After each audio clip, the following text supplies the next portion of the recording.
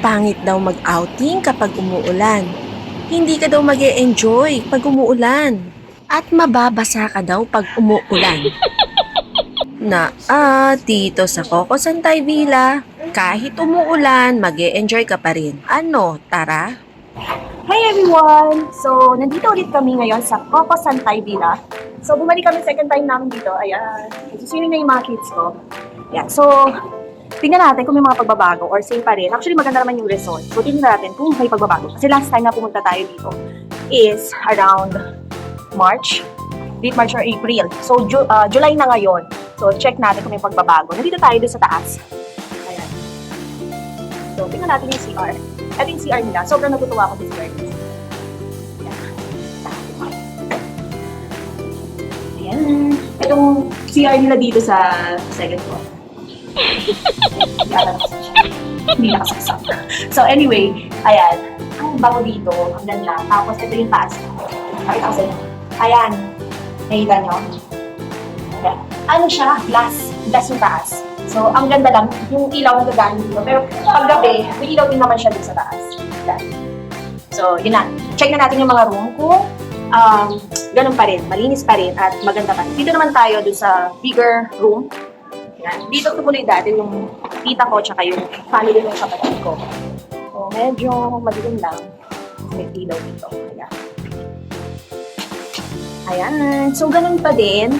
Meron pa rin siyang dalawang bunk bed. Ayan. Ang gusto ko dito, meron siyang ganito. Very safe. Kung hindi kayo komportable na umaakyat sa ganito, ayan, as you can see ganito, kasi hindi lahat komportable umakyat sa ganyan, natatakot. Merong ganito, stairs. Ayan. So, very safe po kahit may kids, pwede sa taas. Tapos, may ganito din. May mga bakal din. So, ako no last time, sa ganito ako, natulog. Hindi naman ako nahulog. Pero anyway, sanay ako na sa taas kasi ganun yung bed namin. Tapos, meron din pala sila dito ganito. Hindi ko alam ata na picture to. May cabinet din sila, pwede sampayan. Pag may basang damit or alam niyo yan, lagayan. Malaking lagayan nila dito. So, bagay na bagay itong room na to sa family. Siguro, family of 2 or magtotropa. Ayan. Kapag nga pala kayo nag-stay dito, meron siyang, kumot na provided. Minsan, naka-encounter kasi ako ng wala talagang kumot. So, walang sabi-sabi, giginawin ka. So, dito naman meron. Considering may aircon siya. Ayun, may aircon siya. So, malamig talaga dito yung aircon nila. So, very comfy. Ayan, komportable dito mag-stay. Ay, by the way, yun nga pala. Meron pa silang, parang foam bed. Just in case na hindi kasya dito, pwede pang i-consume or gamitin yung isang bunk bed doon. Isang foam bed. Okay, dito naman tayo sa isang spot na to. Favorite spot ko to. Bakit? Parang relaxing lang siya. Pwede kang tumambay dyan habang nagmumuni-muni ka. Kita mo dito yung pool sa part na to. Pakita ko sa inyo. Ayun, kita mo dito sa part na to yung pool. So, muni-muni ka lang. Ganyan. Ayan.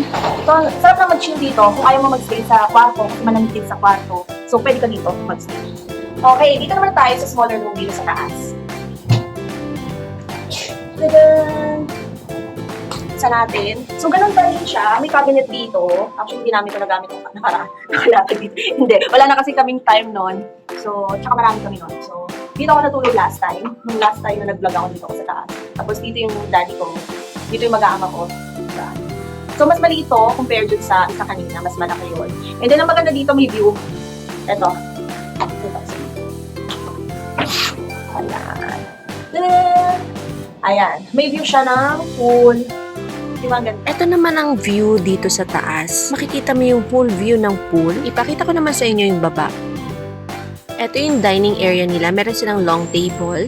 Perfect sa mga big group. Meron din silang kitchen aisle. Pwede kayo mag-snack dyan o kaya mag-inuman. Ang ganda lang din ng spot na to. And of course, pwede kayong magluto dito. May additional fee lang paggagamit kayo ng kalan. Meron din sila ditong ref and basic utensils. Meron din sila ditong water dispenser. Free sa unang basyo at kung mauubos ito, may bayad na. Ito naman yung spot ng balcony nila. Dito pwede mag-yosi or mag-vape o kaya naman pwede rin mag-ihaw. Perfect spot din for activities. Ito naman yung master's bedroom. Sa mga oras na to, hindi ko napansin na putol pala yung pagkaka-video ko. Kaya napa-voice over na lang ako. Dito sa master's bedroom, this is good for 3 to 4 packs. Very comfy ang bed, sarap mag-relax, and very cozy ng ambience. Parang gusto ko na lang matulog dito Isa to sa favorite spot ko dito sa room na to. Kung mahilig ka mag-makeup, magugustuhan mo dito. Meron din humidifier sa area na yan. Tara sa CR. So, dito tayo sa CR naman namin dito sa room na ino-occupy ngayon. So, may salamin, syempre, kaway-kaway tayo. Tapos, may sink Okay? Medyo maliit yung space nila dito, pero just enough naman. And very clean. Yung masabi ko mabango, tapos very clean. Tapos may toilet. And then, shower. Ayan. May lagayan kayo. Yung iba kasi mga ganito, walang lagayan. Nahahanap ka pa ng sasampayan mo. So, okay na okay sa akin. Approve itong CR nila. Meron din silang entertainment room. Pwede manood ng movie, mag-video game, may mga indoor games din. Perfect spot para mag-bonding ang family or friends. Habang nanonood sa mga kids na naliligo sa pool, isa sa nagustuhan ko dito is pet-friendly sila. They allow small to medium-sized na pets. They are allowed to roam around dito sa resort, providing naka-diaper sila and make sure hindi magdudumi anywhere. At ganito naman ang itsura ng resort kapag kagabi. Merong pailaw sa pool, may fountain, and may non-heated jacuzzi. Kahit umuulan, may enjoy mo pa rin talaga dito magstay. Plus, very near lang siya sa Metro Manila. By the way, naka-promo pala sila ngayon mula July hanggang mid-September. Flash ko na lang sa screen yung rate. I-pause mo na lang para mas makita mo ng maayos. O siya, kung gusto mo rin mag-book dito, i-message mo na lang sa blue app page nila. Ano? Tara!